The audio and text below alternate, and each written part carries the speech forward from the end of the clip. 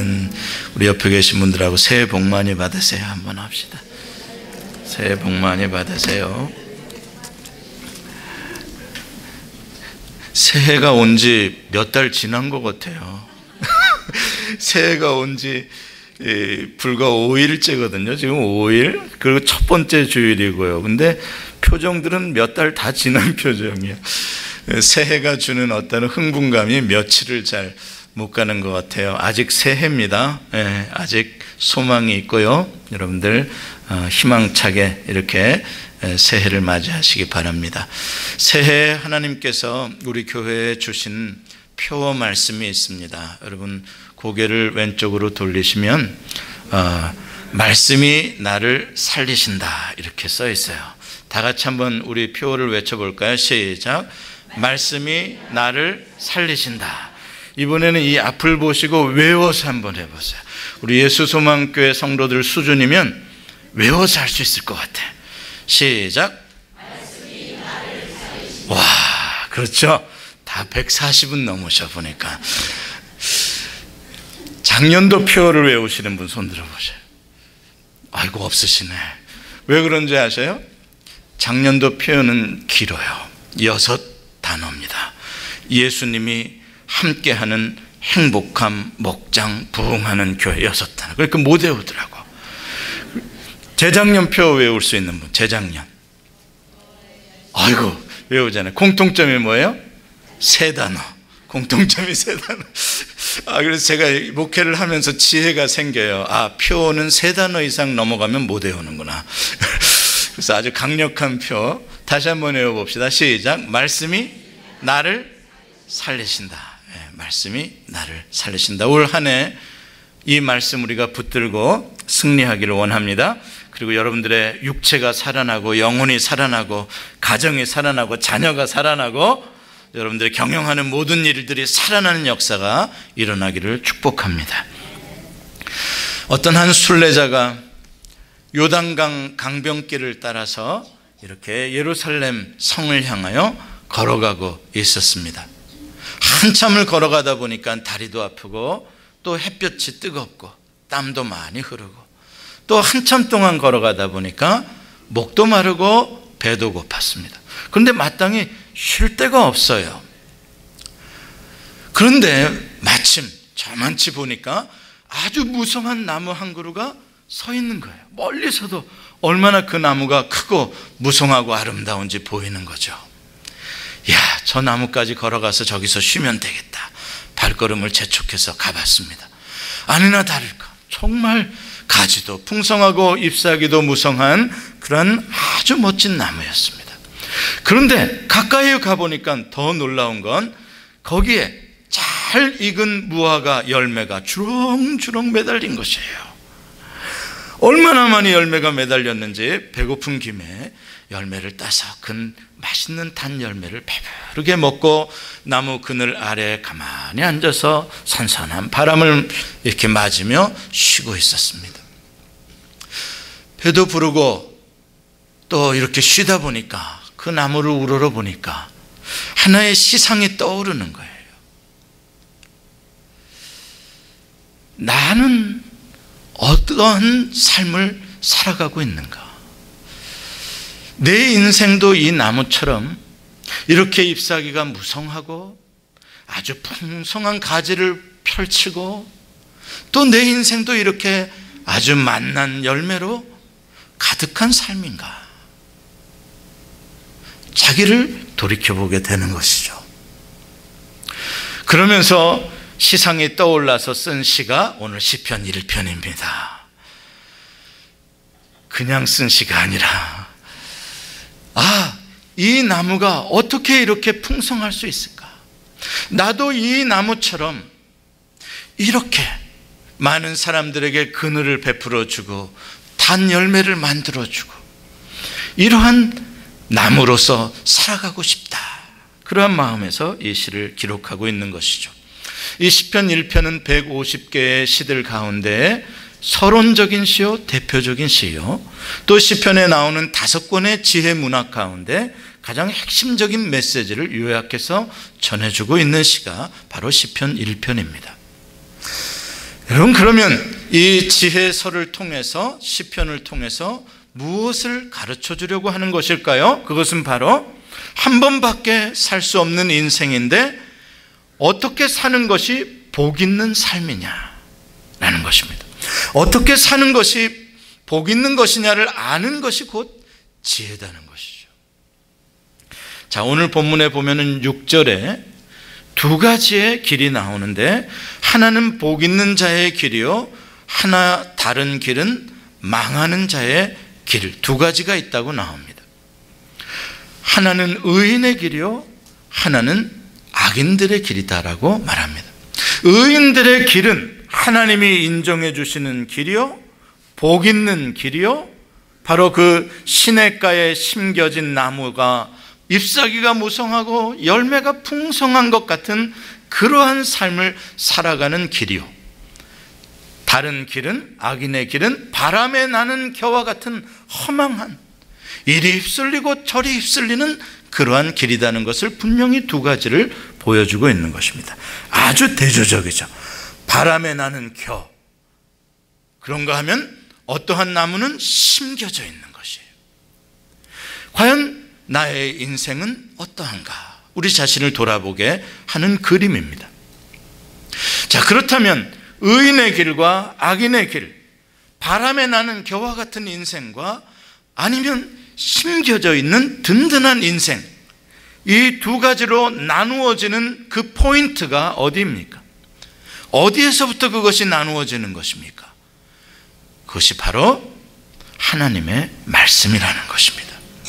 여호와의 말씀을, 율법을 즐거워하며 아침 저녁으로 그 말씀을 묵상하는 자, 그 사람은 시냇가에 심겨진 나무와 같은 인생이요, 의인의 길에 선 사람이요, 하나님이 인정하는 인생이 되는 것이요, 하나님의 말씀과 상관없이 나대로 살아가고 악인들의 꾀들을, 세상의 꾀들을 쫓아가고 죄인들의 길을 따라가고 오만한 자들과 함께 자기의 인생을 자랑하고 세상의 것들을 자랑하는 자리에 앉아있는 자들은 바람에 나는 겨와 같은 사람들이라는 것입니다.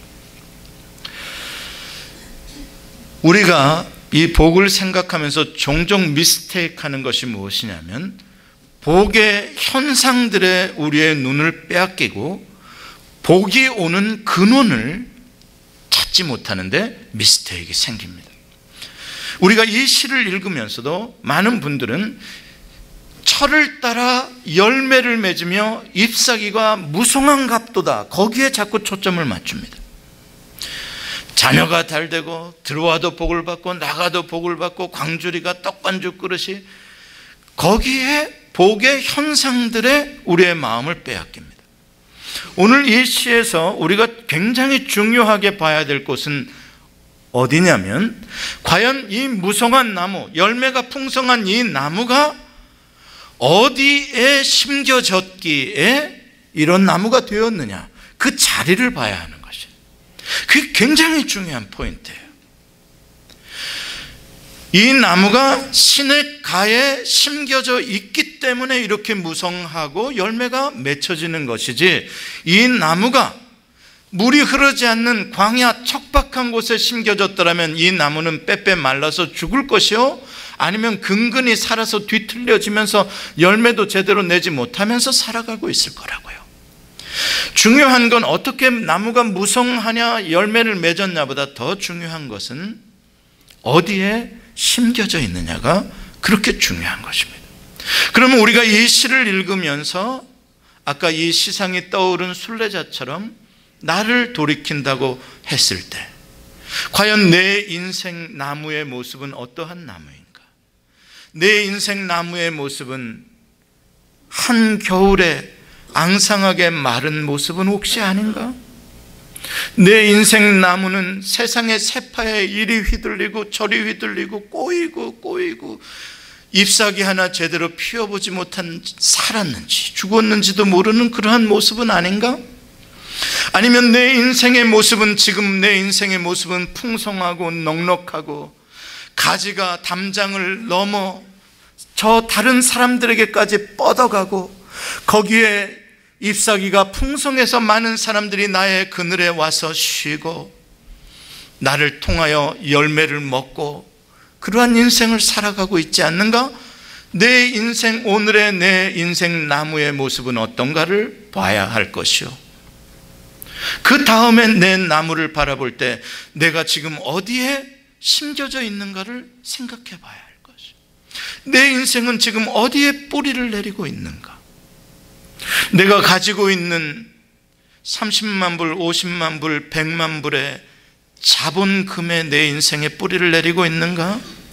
나의 사업장에 뿌리를 내리고 있는가? 아니면 내가 살아왔던 인생의 많은 지혜와 지식과 경험에 뿌리를 내리고 있는가? 아니면 미국 정치와 한국 정치에 뿌리를 내리고 있는가? 아니면 내 인생의 뿌리는 하나님의 말씀에 있고 하나님에게 있는가? 하나님의 말씀에 뿌리를 내린 나무, 시냇가에 심겨진 나무, 그 나무는 저절로 내가 노력하지 않아도 내가 그 자리에 심겨짐으로 말미암아 그냥 그런 풍성한 인생으로 되어져 간다는 것입니다. 그러나 거기에 뿌리를 내리지 않고 다른 곳에 뿌리를 내리는 것, 그것을 예를 들어서 1절에 바로 악인들의 꾀를 따르고 죄인들의 길에 서고 오만한 자의 자리에 앉고, 그것들이 다 다른 곳에 뿌리를 내리고 있는 것을 표현하는 것들이에요. 그런 것들의 인생에 뿌리를 내리고 사는 사람들은 그런 것들에 의해서 흔들리게 바람에 나는 겨처럼 되더라는 것이죠. 자, 그렇다면 오늘 이 시냇가의 이 시냇물은 무엇을 상징한다는 것을 우리가 금방 알게 되었죠. 이 시냇물은, 이 시내는 바로 하나님의 말씀의 강물을 말해주고 있는 거예요. 하나님으로부터 나오는 생명수를 말해주고 있는 거예요. 더 구체적으로 말하면 이 시냇가의 이 시내는 하나님 자신을 두고 하는 말씀인 거예요. 여러분의 삶이 하나님에게 뿌리를 내리고 있을 때, 하나님과 관계를 맺고 있을 때 여러분은 이미 복 있는 사람이 된 것입니다. 될 것이 아니라 이미 복을 가진 사람입니다. 성경이 말하는 복은 복의 현상들에 있는 것이 아니요, 성경이 말하고 있는 복은 자리에 있는 거예요. 위치에 있는 거예요. 내가 하나님을 가지면 나는 복 있는 자가 된 거예요. 내가 천국을 가지면 나는 복 있는 자가 된 거예요. 이미 영생을 얻었느니라. 이미 복 있는 자가 된 거예요. 여러분들에게 이 믿음이 있으시기를 바랍니다. 여러분, 우리는 세상에서 세상 사람들이 기대하는, 내가 뭐 좀 선한 일을 하면 신이 나를 선한 행동을 보고 복 하나 내려주고, 내가 또 열심히 살면 또 신이 나에게 복 하나 내려주고, 그러한 유의 복이 아니에요. 우리의 복은 이미 예수 그리스도를 믿음으로 말미암아 하나님을 소유하고 천국을 소유하고 이 복음의 말씀을 소유한 가운데 이미 복 있는 자가 되었다는 사실인 것입니다. 그래서 여러분, 금년 한 해, 아니 영원히 여러분들의 인생에 있어서 자본금에 뿌리 내리지 말고, 내 건강에 뿌리 내리지 말고, 다른 사람들에게 뿌리 내리지 말고 오직 하나님께 뿌리를 내리시기를 바랍니다. 하나님의 말씀에 뿌리를 내리시기를 바랍니다. 에덴에서 생명수의 강이 흘러나와서 온 에덴을 적시고 생명나무가 그 강물로 말미암아 살아나고 열매가 풍성한 것처럼 하나님으로부터 오늘도 쏟아져 나오는 이 생명수의 강물 같은 말씀에 여러분들의 뿌리를 내리시기를 바랍니다. 그럼들은 여러분들은 날마다 푸르른 삶을, 날마다 열매가 풍성한 삶을 살게 되실 것입니다. 요한복음 15장 5절에 예수님께서 포도나무를 비유로 해서 이렇게 말씀하십니다. 우리 같이 한번 읽어봅시다. 시작. 나는 포도나무요 너희는 가지라. 그가 내 안에 내가 그 안에 거하면 사람이 열매를 많이 맺나니 나를 떠나서는 너희가 아무것도 할 수 없음이라. 아멘. 철저하게 주님과 나와의 관계, 그 관계의 자리 때문에 나는 열매를 맺게 된다는 것이요, 그 관계를 떠나면 아무것도 할 수 없느니라. 주님이 말씀하시는 것입니다.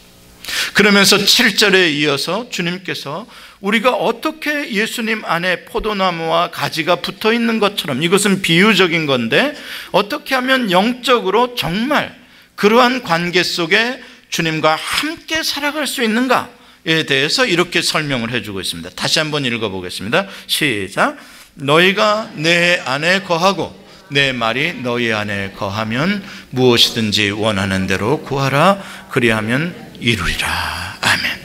무엇이든지 원하는 대로 구하라. 그리하면 이루리라. 이게 바로 잎이 무성하고 열매가 풍성한 그러한 복의 현상이라면, 더 근본적인 부분의 복은 뭐냐면 주님의 말씀이 우리 안에 거할 때, 내가 주님의 말씀을 365일 24시간 늘 묵상하며 그것을 품고 살 때, 바로 우리는 주 안에 거하는 삶이요, 이러한 무엇이든지 구하면 이루어지는 축복의 삶을 살게 된다는 말씀인 것입니다. 할렐루야. 여호와의 율법을 즐거워하여 날마다 그것을 주야로 묵상을 한다. 묵상이라는 단어는 하가라는 단어요. 하가라는 단어는 짐승이 소리를 내는 의성어입니다. 이 의성어가 하가가 된 거야. 그럼 이게 뭐 하면서 이 짐승이 이런 소리를 내냐? 맛있는, 배고픈 가운데 맛있는 사냥감을 취해가지고 사자가 그늘 아래서 그 사냥감을 침을 줄줄 흘리면서 여기에다 피를 바르면서 이게 하가예요. 이게 하가. 이게 하나님의 말씀을 이렇게 먹는다는 거예요. 하나님의 말씀이 나에게 너무 행복이요, 만족이요, 그래서 시편 기자는 주의 말씀이 송이꿀보다도 더 나에게 탑니다라고 말합니다. 이게 복 있는 사람이라는 거예요. 여러분, 여기에서 내 자신을 비교를 해본다는 거죠. 내가 정말 말씀의 시냇가에 뿌리를 내린 나무로 살아가는가? 그 사람은 어떻게 하는 사람이더냐? 하나님의 말씀을 이렇게 목마른 나그네가, 목마른 사슴이 이렇게 그 말씀을 사모하며 먹는, 배고픈 사자가 그 말씀을 즐거워하며 먹는 그 사람이 복 있는 사람이더라는 것입니다. 내 영혼이 이렇게 목말랐느냐? 주의 말씀에, 주님의 내 영혼이 이렇게 배고팠느냐? 나에게 그것이 없고 그냥 내가 새끼밥 따뜻한 거 먹고 뜨뜻한 데서 자서 나는 만족하다라고 생각하는 사람은 절대 시냇가에 뿌리를 내린 사람이 아니에요. 사랑하는 성도 여러분, 이 말씀과 함께 사는 사람이 곧 주님과 함께 사는 사람이요, 주님과 함께 사는 사람이 복 있는 사람입니다. 여러분, 신앙생활이 무엇이라고 생각합니까? 천국 가는 거요? 그것이 전부가 아닙니다.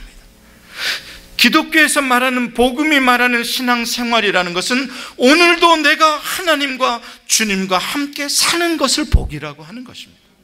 세상 사람들은 다른 것 붙잡고, 강아지 붙잡고 살아갈 때, 나는, 세상 사람들은 돈 붙잡고 살아갈 때, 나는 하나님 붙잡고 살아가는 것, 그것이 복이라는 것입니다. 세상 사람들처럼 하나님 손 놓고 나는 내 사업장 붙잡고 살아갈래, 내 자식 붙잡고 살아갈래, 나는 내 돈 붙잡고 살아갈래, 내 건강 붙잡고 살아갈래, 그건 복이 아니라는 것입니다. 여러분, 새해로는 예수님 손 붙잡고 사시기를 바랍니다. 그것이 복입니다. 주님과 함께 가는 복, 그것이 시편 23편에 여호와는 나의 목자시니 내가 부족함이 없으리로다라고 고백하는 거예요. 아무것도 부족함이 없는 만족의, 지복의 삶이 뭐냐? 여호와가 내 목자가 되어주셔서 그분과 함께 동행하는 삶, 그게 복이라는 것이요. 그분이 나를 시시때때로 쉴만한 물가로 푸른 초장으로 인도하실 것이요, 설사 내 인생이 사망의 음침한 골짜기로 간다고 하더라도 그분이 나와 동행하시기에 나를 승리의 길로, 생명의 길로 지켜주시니까 그게 복인 것이지, 하나님 없이 무엇이 복이 있겠습니까? 사랑하는 성도 여러분, 새해를 시작하면서 진짜 복이 무엇인지 우리의 마음에 깊숙하게, 그 진짜 복 되신 하나님, 그분의 말씀에, 생명수에 우리의 마음을 두기를 원합니다. 이것이 복인 줄 알면서도 사람들이 그러나 이 복을 잘 선택하려고 하지를 않습니다. 하나님과 동행한다는 것이 그렇게 복이라는 것이 잘 안 느껴져요. 에녹이라는 사람은 구약 성경에 기록된 인물들 가운데 짧게 기록됐고 그 인생도 다른 사람에 비해서 365년밖에 못 살았어요. 절반도 못 살았어요, 그 사람은. 그러나 에녹을 소개하며 저는 여호와 하나님과 동행했다라고 함께 살았다라. 그러면서 에녹이 가장 복 있는 자라는 것을 말해주고 있습니다. 그런데 알면서도 왜 우리는 하나님과 동행하는 것을 복이라고 잘 여겨지지 않는 걸까요? 왜 하나님의 말씀이 복이라고 그렇게 외치는데도 이상하게 하나님의 말씀에는 내 관심과 나의 열정과 그렇게 막 소리를 내면서 그 말씀을 먹고 싶은 마음이 왜 잘 안 생기는 걸까요? 알면서도요. 문제는 하나님 말씀 따라가며 하나님과 동행하며 사는 사람들의 모습을 보니까 내가 기대하는, 내가 바라는 모습과 같지가 않는 거예요. 내가 바라는 건 좀 편했으면 좋겠는데, 부족한 게 없었으면 좋겠는데, 안 아프고 강했으면 좋겠는데, 그렇잖아요. 솔직하게 내가 바라는 건 그거잖아요. 내 자식들도 잘 되고 경영하는 일도 다 잘 되고 걱정 없이 살고 싶은데, 그게 나에게 복인데, 하나님 함께 동행하고 하나님 말씀대로 살아가는 사람들 보면 다 그렇지 않아요. 어떤 사람들은 그와 정반대예요. 고통을 당하고 핍박을 당하고 고난을 당하고 가난하고 병들고 자신이 안 생기는 거예요. 선뜻 하나님 말씀을 선뜻 이렇게 붙잡고 싶지가 않은 거예요. 제가 며칠 전 크리스마스 특집으로 KBS에서 손양원 목사님의 짧은 일대기를 다큐멘터리로 보여주는 것을 봤습니다. 우리 목사들의 표상이니까 제가 손양원 목사님 존경해서 손양원 목사님 넥타이 맸잖아요. 지금 이 넥타이인데, 그러니까 제가 보고 싶었죠. 상경진 목사님 다큐멘터리도 보고 손양원 목사님도 봤죠. 다 알고 계실 겁니다. 여러분들, 손양원 목사님이 얼마나 훌륭하신 분인지, 자기의 두 아들을 죽인 원수를 양자로 삼을 만큼 사랑의 원자탄이라고 별명이 붙을 만큼 훌륭한 목사님, 나환자들의 아버지로 살아가신 분, 정말 한국 교회사에 영원히 남을, 세계 교회사에 남을 그러한 성자죠. 그런데 이번에 다큐멘터리의 퍼스펙티브는, 관점은 손양원 목사님의 큰 딸이 경험했던, 손양원 목사님의 큰딸 손동희 씨의 관점으로 바라봤더라고요. 어렸을 적부터 자기 아버지 손양원 목사 어떤 분이었나. 어렸을 때부터 이 딸이 일기를 쓰기를 좋아해서 기록을 남겼대요. 솔직하게 자기의 감정들을, 느낀 점들을, 그것을 나의 아버지 손양원이라는 수기로 책을 만들었는데, 그걸 근거로 다큐멘터리를 만들었어요. 손양원 목사님이야 위대한 목사님이요, 본인의 그러한 헌신과 본인의 그러한 믿음은 정말 예수의 발자취를 따라가려고 이미 결정된 그러한 훌륭한 목사님입니다.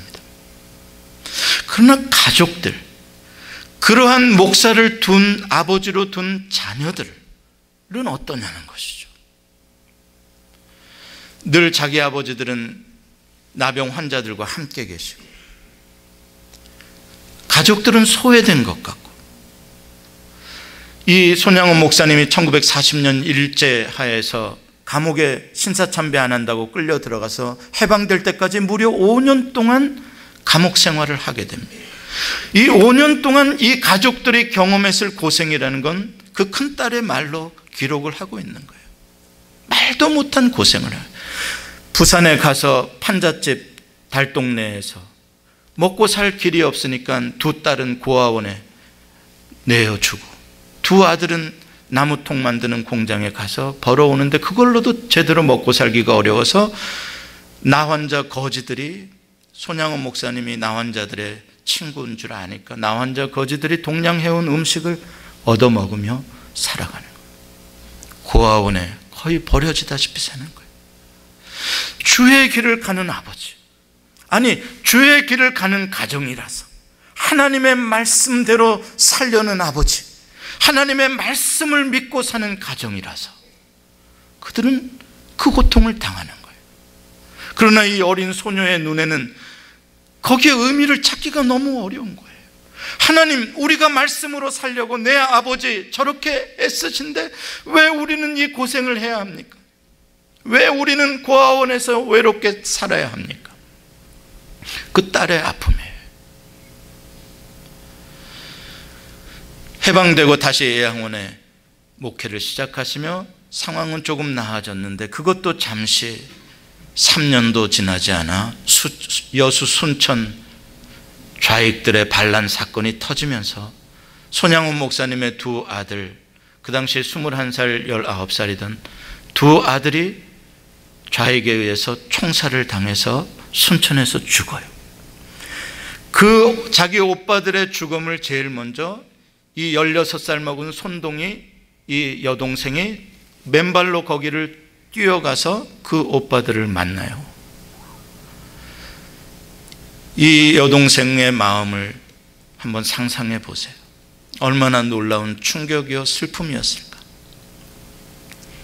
하나님, 이게 뭡니까? 이게 뭡니까?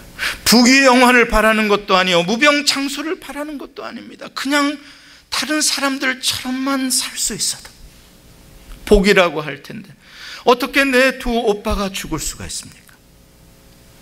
그런데 더 가슴 아픈 거는 이 손 목사님이 그 자기 아들들을 죽인 원수 안재선 청년을 자기의 양아들로 삼겠다고 가족들에게 이야기를 하는 겁니다. 이때 이 손동이 큰딸이 아빠에게 대듭니다. 아빠, 그것만은 아버지에 안 됩니다. 그것만은 하시지 마십시오. 아빠가 예수의 사랑으로 용서하는 것까지도 우리는 이해할 수 있습니다. 그러나 아무리 예수의 사랑이라고 굳이 양자까지 드릴 이유가 뭐가 있습니까? 우리들의 감정은 왜 생각해 주지 않습니까? 내 오빠들을 죽인 저 원수를 내가 어떻게 오빠라고 부를 수 있습니까? 아버지, 이거는 하지 마십시오. 그러나 손 목사님은 결국 그 원수까지도 아들로 맞이합니다. 그리고 2년 뒤 손 목사님은 48살, 시운도 되지 못해서 북한 괴뢰군에 의해서 총살을 당해서 끌려간 다음에 집에 돌아오는데 하얀 천에 쌓여진 시신으로 돌아온 그 모습을 바라보는 이 딸.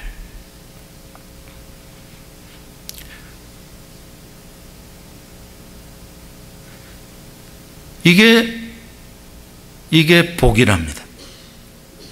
이게 평생 예수만을 위하여 예수의 길로 타협하지 않고 살아가신 손양원 목사님이 복이요, 그 가족들의 복이랍니다. 어린 소녀는 여전히 이해할 수가 없습니다. 그러나 이제 그의 나의 구순을 바라보며 이제 어린 소녀가 아닌 이제 성숙한 그리스도인으로서 이 딸은 자기 아버지가 얼마나 풍성하고 아름답고 넓은 그늘을 만든 나무셨는지 이제 아는 것이죠. 사랑하는 성도 여러분,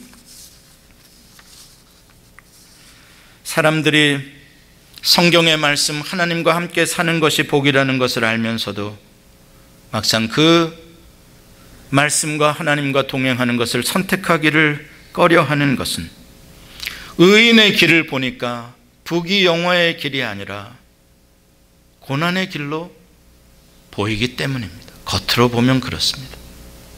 그런데 세상의 꾀를 따르면, 세상의 방식으로 하면 요새 말로 대박이 날 것 같은 찬스가 있을 것 같은 거죠. 그러나 예수님께서 분명히 마태복음 5장 오늘 축복 찬양 가운데서도 찬양했듯이 말씀하십니다. 누가 복 있는 자냐? 팔복이죠. 심령이 가난한 자가 복 있는 자다. 가난한 자. 가난한 자가 바로 hunger, thirsty. 이 목마름과 배고픔을 가진 자, 그걸 느낄 줄 아는 자가 심령이 가난한 자. 무엇에 대한 목마름, 무엇에 대한 배고픔이요? 나의 생명 되신 하나님, 그 말씀에 대한 목마름이요. 그것을 가진 자가 복이 있는 자니 천국이 그의 것이다. 하나님을 목말라 하니 당연히 하나님이 천국이시고 그 천국을 갖는 것이죠. 애통하는 자가 복이 있나니 저희가 위로를 받을 것이다. 의를 위하여 핍박을 받은 자가 복이 있나니 저희가 하나님의 나라를 선물로 받는 것이죠. 예수님께서 7장 13절 14절에 말씀하십니다. 좁은 문으로 들어가라. 멸망으로 인도하는 문은 크고 그 길이 넓어 그리로 들어가는 자가 많고 생명으로 인도하는 문은 좁고 길이 협착하여 찾는 자가 적습니다. 좁은 문, 의인의 길, 그 길로 들어가라는 것입니다. 겉으로 보이는 것에 두려워하지 말고 마음 뺏기지 말고 온 인류 가운데 가장 복된 길을 걸어갔던 단 한 사람이 있다면 누구겠습니까? 예수 그리스도십니다. 그분이 가신 길이 가장 복된 길이라 우리가 그 길을 따라가는 것입니다. 그리스도인이란 그리스도의 길을 따라가는 도예요. 그 도를 따라가는 사람을 그리스도인이라고 하는 것입니다. 예수님께서도 제자를 부르실 때 Follow me, 나를 따르라고 했습니다. 그 길에 대해서 일일이 설명해 주지 않으셨습니다. I am the way and the life. 내가 곧 길이요 생명이니까 너희는 나만 따라오면 그러면 가장 복 있는 길을, 생명의 길을 가게 된다는 것입니다. 믿으십니까? 예수님의 길 말고 다른 복된 길이 있어 보이십니까? 그러면 여러분들 그 길을 선택하십시오. 여호수아가 그렇게 말했습니다. 하나님 여호와 말고 다른 길이 있더냐? 너희 신을 오늘 정해라. 그게 복 있는 신이라면 그 신을 섬겨라. 나와 내 집은 여호와 하나님만을 섬기겠다. 예수 그리스도의 길 외에 다른 복 있는 행복한 길이 있습니까? 그 길을 가십시오. 아니라면 정말 여러분들이 예수 그리스도께서 걸어가신 길이 정말 완전한 축복의 길, 생명의 길이라고 믿으신다면 철저히 예수님의 길로 걸어가십시오. 예수님처럼 사십시오. 그게 복입니다. 그리스도인들이 세상의 것들에 휩싸여서 세상의 것들을 조금 더 갖고 들갖고로 가지고 흔들린다면 그건 그리스도인으로서의 자존심이 상할 문제입니다. 우리는 예수의 길을 걸어가는 사람들이요. 여러분, 길은 목적지가 바라야 옳은 길입니다. 뭐로 가도 서울만 가면 된다? 이건 아주 나쁜 말입니다. 뭐로 가면 낙동강 오리알 되는 겁니다. 여러분, 길은 목적지가 분명하게 내가 이 길로 가면 분명히 천국이 나와야 되고 내가 이 길로 가면 분명히 진리가 나와야 되고 그 목적지에 생명이 있어야 그 길이 바른 길이요. 주변에 막 생명같이 보이고 주변에 아무리 막 화려해 보여도 그 목적지에 가보니 낭떠러질 길이요, 그 목적지에 가보니 유황불이 끄는 곳이라면 그거는 죽음의 길이죠. 속지 말라는 것입니다. 말씀을 맺으려고 합니다. 우리가 종종 성찬식을 거행합니다. 여러분, 성찬식을 하면서 여러분 무엇을 느끼십니까? 성찬식은 예수 그리스도의 길을 그림으로 보여주는 것이 성찬식입니다. 예수님께서 어떠한 길을 걸어가셨는지를 우리의 눈으로 보고 입으로 그 맛을 음미하고 온몸으로 느끼게 해주는 게 성찬식입니다. 보이는 거예요. 그럼 예수님의 삶은 어떤 삶이셨습니까? 이게 성찬식의 빵이라고 하십시다. 이건 예수 그리스도를 상징합니다. 이것은 내 몸이다. 피도 예수 그리스도를 상징합니다. 이 예수 그리스도가 빵이 손에 취해집니다. 그리고 그것이 축복되어지고 축복되어지면서 그것은 떼어집니다.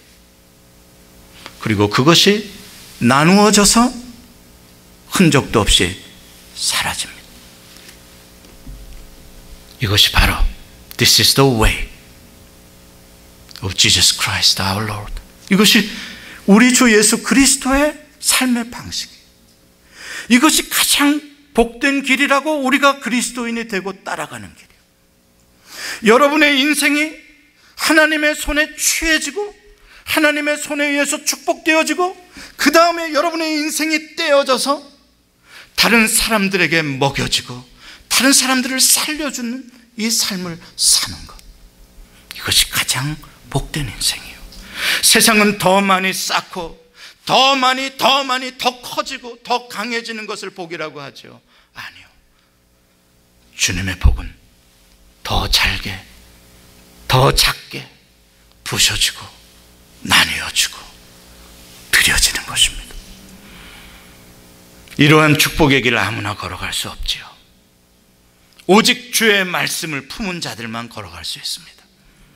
오직 주님의 말씀이 여러분들의 마음을 감동할 때 그 말씀의 능력으로, 그 말씀이 주시는 위로와 힘으로 내가 떼어져도, 내가 나뉘어져도 그 아픔과 희생을 기쁨으로 이기며 이 축복의 길을 걸어갈 수 있는 것입니다.